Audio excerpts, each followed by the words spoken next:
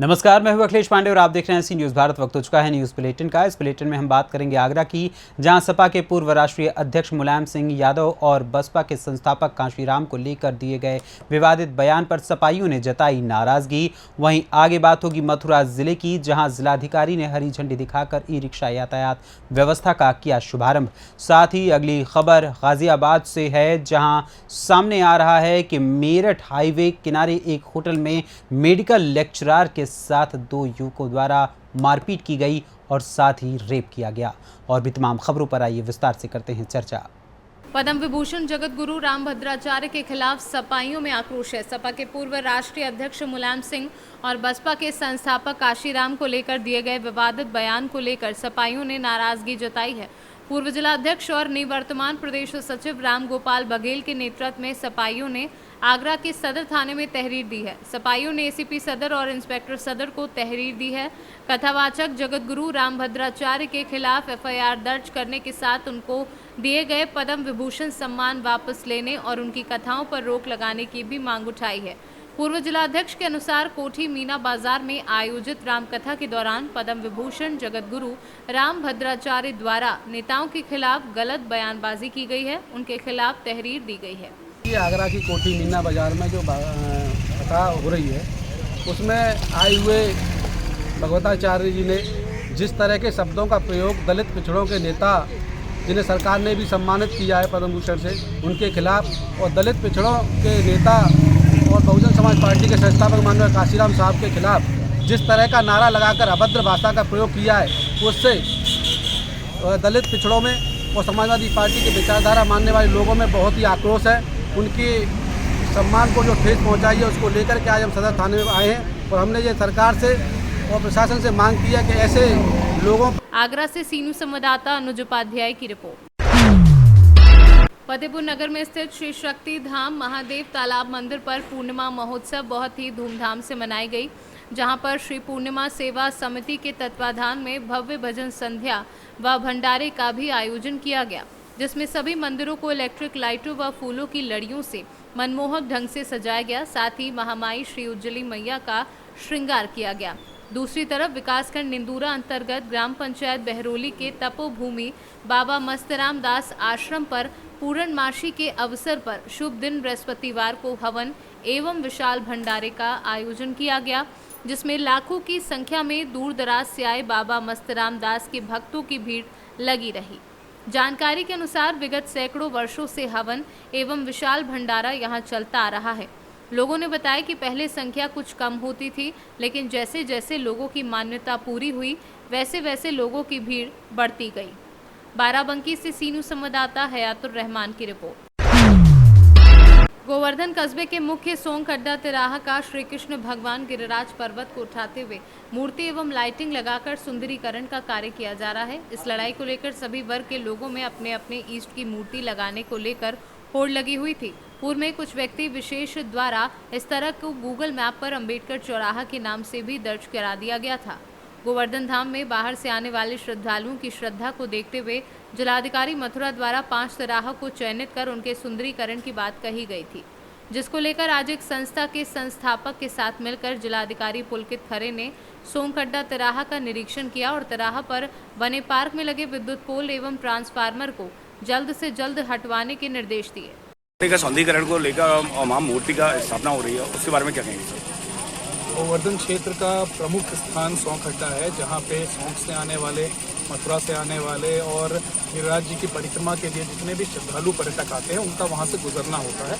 एक प्रमुख तिराहा वहाँ पे है, उसका पिछली यात्रा के दौरान मेरा निरीक्षण करना हुआ था और तब से ये योजना थी कि वहाँ पे प्रभु कृष्ण की एक प्रतिमा स्थापित हो और गिरिराज जी भगवान की भी वहाँ पे प्रतीकात्मक स्थापना हो, जिससे लोग उसको देखकर उस स्थान के प्रति और आकर्षित हो सके और जो अस्त व्यस्त रूप है उस सोंख तिराहे का वो बेहतर हो सके।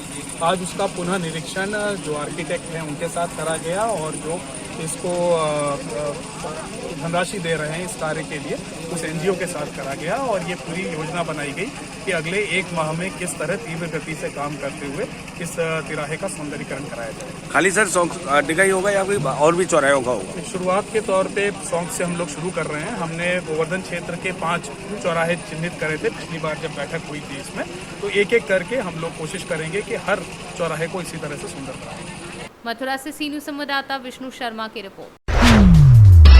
विगत कई वर्षों से गोवर्धन में चली आ रही ई रिक्शाओं की अव्यवस्था एवं जाम से अब कस्बे वासियों और बाहर से आने वाले श्रद्धालुओं को मुक्ति मिलने वाली है। शुक्रवार को जिलाधिकारी मथुरा पुलकित खरे और एसडीएम गोवर्धन कमलेश गोयल द्वारा बेहतर यातायात संचालन हेतु प्रशासन द्वारा बनाए गए रोड मैप प्लान के अंतर्गत लगभग 400 की ई रिक्शाओं को गोवर्धन के सप्तकोशीय परिक्रमा मार्ग में चलाने की अनुमति प्रदान करते हुए ई रिक्शा संचालकों को वर्दी पहनाकर तथा उन पर टैग लगाकर ई रिक्शाओं को हरी झंडी दिखाकर यातायात व्यवस्था का शुभारंभ किया गया।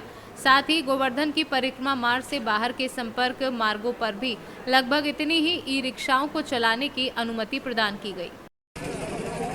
सर, ई रिक्शा को ट्रैफिक प्लान लाया गया, जमीन में बांटा गया, क्या व्यवस्था है इसकी? गोवर्धन में आज सभी व्यापारी बंधुओं, ई रिक्शा चालकों, हमारे प्रेस मीडिया के साथियों, सभी के सहयोग से पिछले कई माह से इस पे योजना बन रही थी कि किस तरह यातायात व्यवस्था को बेहतर करा जाए और यातायात का एक प्रमुख अंग गोवर्धन में ई रिक्शा है।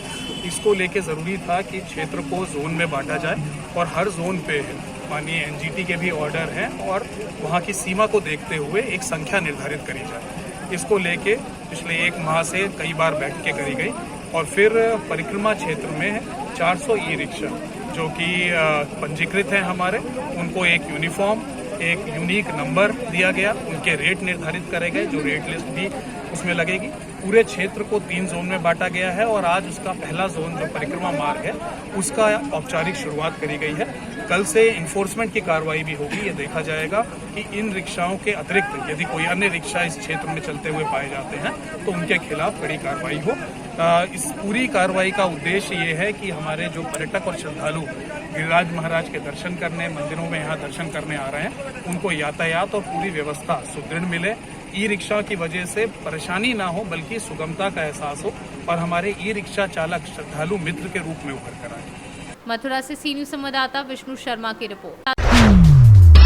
गाजियाबाद के मोदी नगर निवासी मेडिकल लेक्चरर के साथ मेरठ हाईवे किनारे एक होटल में 2 युवकों द्वारा पहले की मारपीट बाद में किया रेप। दोनों आरोपियों ने पहले होटल में रेप किया और बाद में मारपीट की। मारपीट और रेप की वीडियो नाम पता लिखकर सोशल मीडिया पर वायरल करी। आप बीती घटना को लेकर युवती 2 महीने से अधिकारियों के यहां चक्कर काट रही है लेकिन सुनवाई नहीं हो रही है। युवती की माने तो आरोपी खुलेआम टुकड़े टुकड़े करने की धमकी दे रहे हैं। युवती ने बताया आरोपियों में एक उसका मौसेरा भाई और दूसरा उसका दोस्त है। युवती ने कहा कि अगर मरना ही है तो क्यों ना कर लूं आत्महत्या, मेरी मौत का जिम्मेदार होंगे 3 आरोपी और पुलिस प्रशासन। मेरठ के थाना कंकरखेड़ा क्षेत्र इलाके की यह घटना बताई जा रही है। आखिर ऐसा क्या हुआ जो आप जीना नहीं चाहते?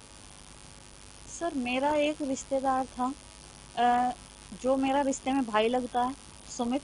उसका काफ़ी आना जाना था हमारे घर पे और उसी आने जाने के चलते उसने मेरी नहाते हुए की वीडियो बनाई और उस नहाते हुए की वीडियो के आधार पे वो मुझे ब्लैकमेल करने लगा और मुझे ये कह के कलाम होटल पे बुलाया कि हम तेरी ये वीडियो वायरल कर देंगे। साथ ही उसके साथ एक और लड़का मिला हुआ था शुभम नाम का, और उस शुभम ने और जो सुमित था, दोनों ने मेरा उस होटल के अंदर रेप किया। वहाँ पे मेरी वीडियो बनाई। साथ ही शुभम की पत्नी थी रिमझिम वहाँ पे मौजूद, उसने मेरे साथ और सुमित ने मेरे साथ मारपीट की। बहुत ही बुरी तरीके से मेरे बाल खींचे, मुझे जलील किया गया। और जो कलाम होटल वाले थे उन्होंने मेरा जब रेप हो रहा था तब मैं चिल्लाई ना, तो तब उन्होंने मेरा कोई साथ दिया। और जब मेरे साथ मारपीट मुझे अंदर से बाहर तक घसीटते हुए लेके आया गया, लेकिन होटल वालों ने भी इसमें कोई सहमति नहीं दिखाई। और उसके बाद उन्होंने जो वीडियो बनाई वो मार पिटाई की वीडियो और रेप वाली वीडियो, उस पर मेरा नाम, मेरा पिता का नाम और जहाँ मैं पढ़ती हूँ पढ़ाती हूँ वो सारी चीज़ें, मेरा एड्रेस डाल के मुझे नहीं पता उनकी मंशा क्या थी, लेकिन उन्होंने उस वीडियो को, साथ ही रेप वाली वीडियो को वायरल कर दिया है। और उस वीडियो को वायरल करने के बाद मुझे नौकरी से निकाल दिया गया है। मेरी आर्थिक स्थिति बहुत ही कमज़ोर है उसके बावजूद भी मैं लगातार 2 महीने से पुलिस के चक्कर काट रही हूँ। मेरा तो कानून से विश्वास ही उठ चुका है। 2 महीने हो गए लगातार मुझे सभी अधिकारियों के चक्कर काटते काटते, लेकिन कोई भी उनके खिलाफ एक्शन नहीं ले रहा है। टुकड़े टुकड़े करने वाली बात क्या आई? टुकड़े करने वाली बात ये थी सर कि मैं लगातार लगी हुई हूँ इस चीज़ के लिए कि जो उन्होंने मेरे साथ किया उन्हें उस चीज़ के लिए सज़ा मिले। उन्हें पता चला कि मैं पुलिस के चक्कर काट रही हूँ तो उन्होंने मुझे धमकी दी है। लगातार धमकियाँ दी जा रही हैं दोनों के साइड से। उनका कहना है कि अगर तू हमारे खिलाफ कोई भी कार्रवाई करती है तो अभी तो तेरी से बदनामी करी है, उसके बाद तो तेरा टुकड़े टुकड़े करके तेरी ज़िंदगी भी ख़त्म कर देंगे। तो इससे अच्छा मेरे पास अगर मुझे उनके हाथों से ही मरना है, उनके हाथों से ही टुकड़े करवाने हैं, उससे अच्छा तो मैं खुद ही मर जाऊं, सुसाइड कर लूं। क्योंकि पुलिस तो किसी भी प्रकार का उनके खिलाफ कोई एक्शन ले नहीं रही है। अभी तक उन्हें गिरफ्तार नहीं किया गया है, जबकि हमारे पास तो सारे सबूत भी हैं। जो उन्होंने वीडियो वायरल करी है, हर चीज़ का सबूत है हमारे पास। इस लड़की को ब्लैकमेल किया गया। ब्लैकमेल करके कलाम रेस्टोरेंट पे बुला बुला के कई बार 10-12 बार रेप किया गया। इसकी वीडियो बनाई गई, न्यूड फोटो खींचे गए और वो वायरल किए गए। कोई एफआईआर नहीं हुई, तब ये मेरे पास आई। मैं कप्तान के यहाँ भी लेके गया, थाने भी गया, सब जगह एफआईआर दर्ज होगी, परंतु कोई कार्रवाई नहीं हुई। 164 भी हो गए, डॉक्टरी भी हो गई और पुलिस अरेस्टिंग करने को तैयार नहीं है। क्या कहते हैं कि मतलब जो टुकड़े टुकड़े करने की धमकी दी जा रही है, किस प्रकार से मतलब कानून का कोई खौफ नाम? वो लोग प्रभावशाली लोग हैं, दबंग हैं, बदमाश हैं और अपने आप को बताते हैं कि हम बहुत बड़े प्रभावशाली हैं, हम कुछ भी कर देंगे, हमारा पुलिस कुछ नहीं बिगाड़ सकती। हमने खरीद रखा थाने को, हमारा कुछ नहीं होगा। क्या किसी राजनीतिक दल से जुड़े नहीं लोग? वो लोग बीजेपी से जुड़े हुए हैं, बदमाश हैं और वो कहते हैं कि हमारा कुछ नहीं बिगड़ेगा। हमें तो लाइसेंस मिला हुआ है रेप करने का, बलात्कार करने का। वीडियो वायरल कर दी, इसकी नौकरी चली गई और सुसाइड करने की उस पर तुली हुई थी ये लड़की। मैंने बड़ी मुश्किल से इसे रिक्वेस्ट करके बचाया, इसके केस में कार्रवाई कराई। क्या बच्ची की काउंसलिंग भी चल रही है? हाँ, काउंसलिंग चल रही है। अब ये बहुत डिप्रेशन में आ गई थी, कह रही मरने के सिवा मेरे पे या मेरे परिवार पे कोई रास्ता नहीं है। इसके परिवार वाले मेरे पास आए, कह रहे हम गांव में अपने परिवार में ऐसे निकलते हैं जैसे हम चोर हों। हर आदमी हमें ऐसी दृष्टि से देखने लगा जब से इन्होंने वीडियो वायरल की है लड़की की। ये है। मेरठ से सीनू संवाददाता जावेद अब्बासी की रिपोर्ट। मध्य प्रदेश के धार जिले के राजौद नगर में बच्चा चोर गिरोह की अफवाह ने लोगों की जान आफत में डाल दी है। अफवाह के चक्कर में कुछ लोगों ने नगर में भीख मांग रहे फकीरों की जमकर पिटाई कर दी, जिसका वीडियो भी सोशल मीडिया पर वायरल हो गया। फकीर सरदारपुर तहसील के राजौद नगर में भीख मांग रहे थे, तभी किसी ने अफवाह फैला दी कि बच्चा चोर गिरोह नगर में घूम रहा है। यह अफवाह नगर में तेजी से फैल गई। वहीं नगर के लोगों ने मांगने वाले फकीरों को पकड़कर उनकी धुनाई कर दी। इस घटना की सूचना जैसे ही राजौद थाने की पुलिस को लगी तो वह मौके पर पहुंचकर उन लोगों को भी भीड़ से छुड़ाकर हिरासत में लिया और पूछताछ की गई। ये खरगोन, बड़वानी, मनावर, गंधमानी से कुछ फकीर लोग भिक्षा मांगने के लिए घूम रहे थे। उनके घूमने के क्रम में राजौद ग्रामवासियों का संदेह हुआ कि ये लोग बच्चा चोर कोई गैंग तो नहीं है। इसी बच्चा चोर गैंग के सदस्य होने के नाम पे शंका के आधार पर उन लोगों ने उनके साथ थोड़ी बहुत झुमा-झटकी करी है, मारपीट हुई थी। तत्काल राजौद थाना प्रभारी मौके पर पहुंच करके उन लोगों को बचाए। बचाने के बाद उनके साथ जो मारपीट हुई थी उस पर हम लोगों ने मुकदमा कायम दर्ज कर लिया है। और इस तरह के जो लोग भी राजौद के आसपास घूम रहे थे उनको सब लोगों को हम लोगों ने सुरक्षित इकट्ठा थाने पर किया और उनको अपने अपने घरों को सुरक्षा के साथ पहुंचाया है। पूरी तरह से शांति है और सबको समझाइश दी जा रही है। अभी जो मुकदमा कायम हुआ है उसमें जो लोग, चूँकि रहने वाले ये लोग बड़वानी और खरगोन के थे, किसी को नहीं जानते थे, तो मुकदमा अज्ञात में कायम हुआ है। लेकिन सीसीटीवी फुटेज वीडियो के आधार पर पहचान करके अगली कार्रवाई की जाएगी। धार से सीनू संवाददाता प्रकाश जोशी की रिपोर्ट। खबर यूपी के जनपद रायबरेली से है, जहां सक्रिय टप्पेबाजों के गिरोह ने डिग्री कॉलेज चौराहा के पास एक कार से रुपयों से भरा बैग उड़ा दिया। नगर कोतवाली क्षेत्र अंतर्गत डिग्री कॉलेज चौराहा के पास वीरपाल सिंह कोठी निवासी पंकज सिंह अपने कार्य से जा रहे थे कि एक टप्पेबाज ने उन्हें रोककर कहा कि आपकी कार से तेल गिर रहा है। कार सवार पंकज सिंह कार से उतरकर अपनी गाड़ी चेक करने लगे। तभी मौका देखकर टप्पेबाज कार में टंगा बैग लेकर फरार हो गया। कार सवार पंकज सिंह जब तक कुछ समझ पाते तब तक टप्पेबाज उनकी आंखों से ओझल हो चुका था। इस घटना के बाद चौराहे पर हड़कंप मच गया और सूचना पर पहुंची पुलिस ने मामले को गंभीरता से लेते हुए सीसीटीवी फुटेज के आधार पर टप्पेबाजों की तलाश शुरू कर दी है। क्या नाम है तुम्हारा? हमारा पंकज प्रताप सिंह। क्या हुआ आपके साथ? हम उधर से आ रहे थे, एसजे पब्लिक स्कूल जा रहे थे। काहे से आ रहे थे? कार से अपनी। तो एक लड़का आगे आया, उसने बताया कि डीजल इशारा से बताया, तो हमने सीधा खोला। वैसे पूछा तो कह दिया आगे डीजल बह रहा आपका। तो हम यहाँ पे लगा के दाब के खड़ी की, अंदर बोनट खोल के उतरे, देखा कि मोबियल, तो कहा यहाँ से मोबियल बहना नहीं। तो हमने कंपनी फ़ोन किया, तो उन्होंने कहा कि आप गाड़ी आगे मत चलाइएगा और हम आ रहे हैं। वो आए भी यहाँ, तब तक उसके पहले सेंसन में बैठा काम लड़का जो था वो बता रहा था, उसने आके बताया कि भैया आपके साथ दो लड़के और थे। हम कहा नहीं, हमारे साथ कोई नहीं था। दुकान में बैग आपका लेके चले गए, तब जाने पाए, नहीं तो वो कंपनी हम फ़ोन क्यों करते। बैग में पैसा था, डॉक्यूमेंट था। कितना पैसा रहा होगा? लमसम नहीं, ये काउंटिंग वाला पैसा है। 1,05,180 रुपया एक था जो लेबरों को बांटना था। 44-45 हज़ार रुपया फुटकर में था। 5-5 की नोट, 500 की नोटें थी। और जो लेबर जैसे बाजू गाँव चले गए तो उनका पैसा लपटा रखा था, तो वो 10-12-15 हज़ार रुपये थे। कुल मिला के इतना बता, जोड़ो 2.5 लाख नहीं, 2.5 लाख के अंदर था कुल टोटल था। और डॉक्यूमेंट बहुत है उसमें, रजिस्टर था, कैलकुलेटर था, पेन था, एचएस के वाउचर थे, और जो एडवांस पेमेंट देते हैं वो रजिस्टर था, और बाटा का वो बैग है लेदर का। किस जगह पे हुई है ये घटना? बस यही जगह पे घटना हुई है। कौन सी जगह है ये? अरे पीछे डिग्री कॉलेज चौराहे के पास। कौन सी जगह कही जाएगी? कहाँ से? हम अपने घर से जेल रोड बीरपाल कोठी से आ रहे थे, इधर टर्न हुए एसजेएस जा रहे हैं।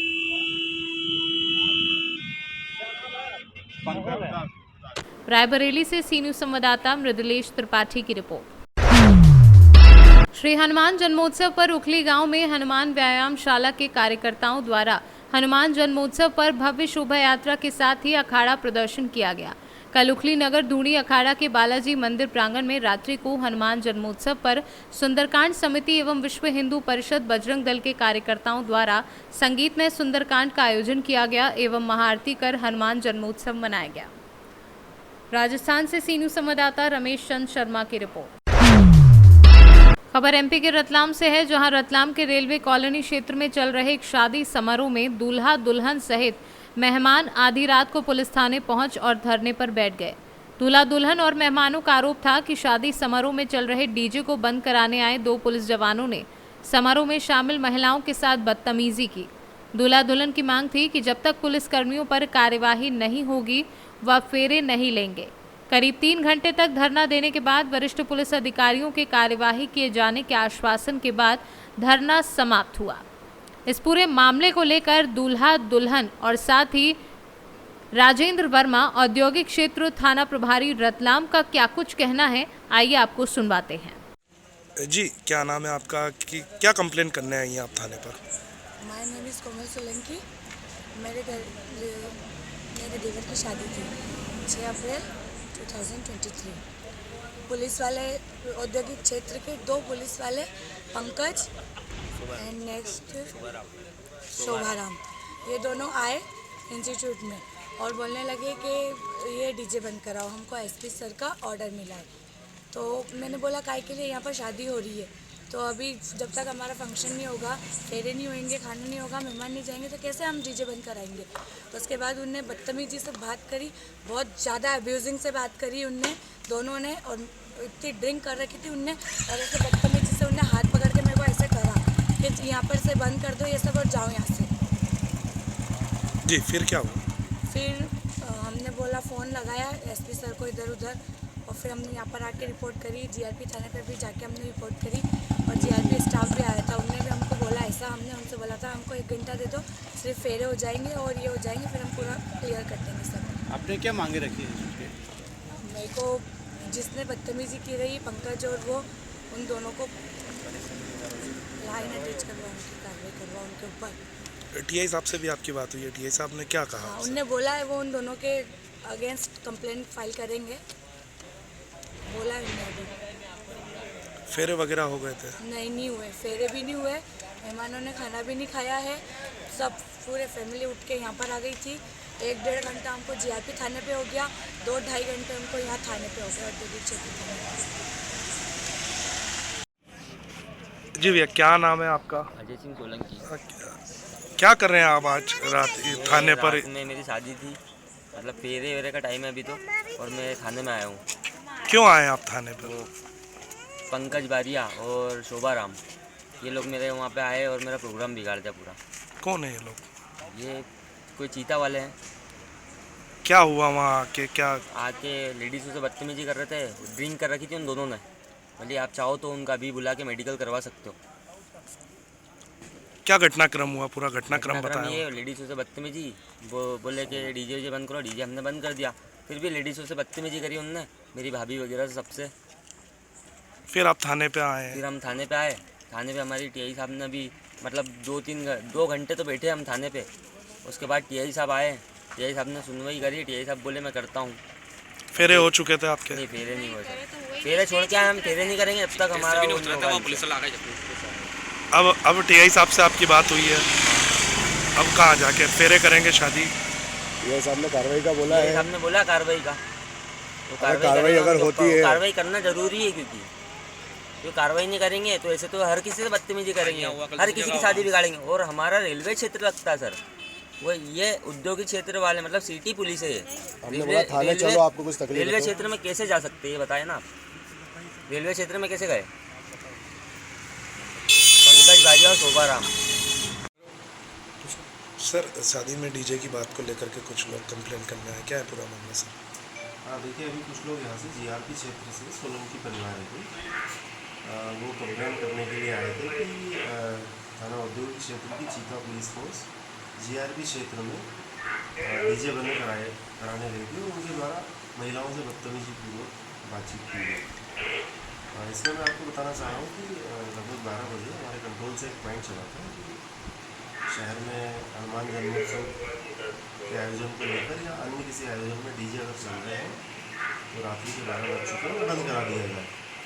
और उसी कंट्रोल के पॉइंट पर हमारी चीता फोर्स जो जिस जीआरपी क्षेत्र में पहुंची थी वो बिल्कुल लगा हुआ क्षेत्र है और वहां पर स्टेशन को टीआई साहब भी पहुंचे थे, तो इनके द्वारा डीजे बंद कराने का एक वीडियो भी मुझे मिला है। इनके द्वारा डीजे बंद कराया गया था, उससे शायद ये रुष्ट हो गए थे कि शादी का डीजे बंद करा दिया गया।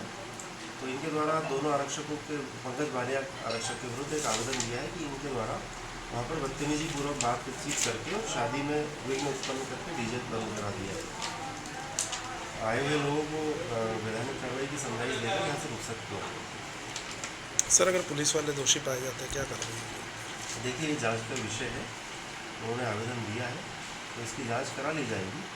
अगर पुलिस वाले दोषी पाए जाते हैं तो उन पर विभागीय कार्रवाई होती है, अगर नहीं दोषी पाए जाएंगे तो कोई कार्रवाई नहीं करेंगे। रतलाम से सीनू संवाददाता हुसैन खान की रिपोर्ट। सुल्तानपुर नगर पंचायत लंबुआ के वार्ड कलाम नगर स्थित इंडियन बैंक के सामने मोहम्मद सलमान जावेद राइन के नेतृत्व में जमीयतुर राइन ट्रस्ट द्वारा इस पाक माह रमजान महीने के मौके पर रोज़ा इफ्तार पार्टी का आयोजन किया गया। इफ्तार पार्टी में मुख्य अतिथि के रूप में सौली विधायक मोहम्मद ताहिर खान, विशिष्ट अतिथि प्रधान संघ के जिलाध्यक्ष सैयद खान शामिल हुए। रोज़ा इफ्तार पार्टी में रोज़ेदारों ने पहुंचकर अकीदत के साथ रोज़ा इफ्तार किया। रोज़ा इफ्तार करने से पहले सभी लोगों ने अमन चैन के लिए दुआएं मांगी हैं। रोज़ा इफ्तार के दौरान हिंदू मुस्लिम समुदाय के लोगों ने भी एक साथ रोज़ा इफ्तार पार्टी कर आपसी भाईचारे का संदेश दिया है। सुरक्षा व्यवस्था की दृष्टि लंबुआ थाना प्रभारी शिवकांत त्रिपाठी मय बल के साथ रोज़ा इफ्तार के दौरान मौजूद रहे। इस मौके पर मुख्य अतिथि सौली विधानसभा से विधायक मोहम्मद ताहिर खान, विशिष्ट अतिथि सैयद खान, प्रधान संघ के जिलाध्यक्ष सलमान जावेद राइन, वाहिद खान, वहाबुद्दीन आदि लोग मौजूद रहे। आज के इस कार्यक्रम में माध्यम से समाज को क्या कहेंगे आप? सबसे पहले तो मैं आप लोगों को इस रमज़ान महीने की दिली मुबारकबाद देना चाहता हूं और जमात-उल राइन जो ट्रस्ट है जो ये काम किया है रोज़ा इफ्तारी का, कई वर्षों से हमको लगता है इस काम को अंजाम दे रहा है और आगे भी हमको लगता है इसी हिसाब से काम करते रहे। और काफ़ी अच्छा काम कर रहे हैं। मान लीजिए हर शाम तो 2 ही साल से जुड़े हैं। इनका जो रोज़ा इफ्तार है यहाँ ही नहीं पूरे सुल्तानपुर में मान लीजिए है चर्चा का विषय इसके। कमेटी का मैं बहुत तहे दिल से शुक्रगुजार हूँ कि इन्होंने हम लोगों को भी आज यहाँ पर निमंत्रित किया रोज़ा इफ्तार के लिए। और मुरैनी से हम लोग खास इसी मकसद से आए कि ये कोई राजनीतिक विषय नहीं है, एक रोज़ा इफ्तार के हिसाब से यहाँ हम लोग रोज़ा खोलने के लिए आज आए और देखे जो जन सैलाब यहाँ उमड़ा हुआ था उसको देख के बहुत खुश हुआ कि कम से कम जो ट्रस्ट के मेंबरान हैं वो इसी सूरत में अपना काम और आगे अच्छे से अच्छा करते रहें और इंशाल्लाह जो भी आप लोगों का यहाँ वार्ड से लेके जो भी है उसको आगे अपने हिसाब से मुकाम दें। सलमान जावेद राइन। यहाँ पे कार्यक्रम करने में कोई नहीं कोतवाल साहब का सभी का अच्छा सहयोग रहा है यहाँ पे। और हम लोग हर साल ये इफ्तार प्रोग्राम कराते हैं, इफ्तार पार्टी, और ये हिंदू मुस्लिम भाईचारा का पैगाम देता है।